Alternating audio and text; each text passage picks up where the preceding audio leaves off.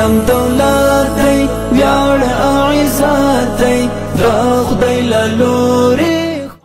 د پوهنې وزارت د تشکیلاتو ریاست له لوري د کابل، ننګرهار، کندهار، بلخ، تخار، بغلان، کندوز او سمنګان ولایتونو د پوهنې امرونو د رهبري او مدیریتي وړتیاو لوړولو په موخه روزنیز ورکشاپ د یاد وزارت د کیفیت تضمین معین الحاج مولوي عبدالخالق صادق، د سرچینو او ادارې معین الحاج مولوي صبغت الله وسیل، د ازموینو ملي ادارې لوري رئیس شیخ عبدالباقي حقانی، ځینو مرکزي رئیسانو، مسؤلینو او علما کرامو په حضور کې جوړ شو.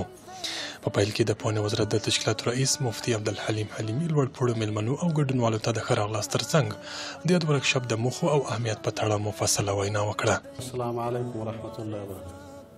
د تشکیلاتو ریاست د ارتقاء ظرفیت آمریت دنده لري چې د پوهنې وزارت ټولو کارکوونکو ته، اداري کارکوونکو ته د هیواد په سطح باندې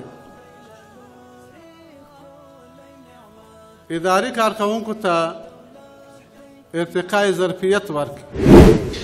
ورپسې د یاد وزارت د سرچینو او ادارې معین په خپلو خبرو کې د مرکز په شمول د ټولو لیرې پرتو سیمو د تشکیلاتو د متوازن ویش او لا پراخوالي په هکله د معلوماتو ترڅنګ له ګډونوالو وغوښتل ترڅو د دغه ډول ورکشاپونو له زده کړو مهارتونو څخه اعظمي ګټه پورته کړي.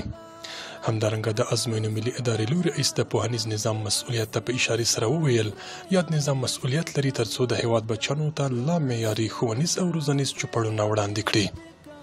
په ورته مهال د کیفیت تضمین معین د خپلو خبرو په ترڅ کې د پوهنیز نظام لا پرمختګ لپاره د ټولو کارکوونکو پر امانتدارۍ او علمیت ټینګار وکړ او زیاته کړه په دیني او عصري دواړو برخو کې د راتلونکو نسلونو با کیفیته روزل د ټولو منصوبینو په امانتدارۍ او علمیت پورې تړلي دي.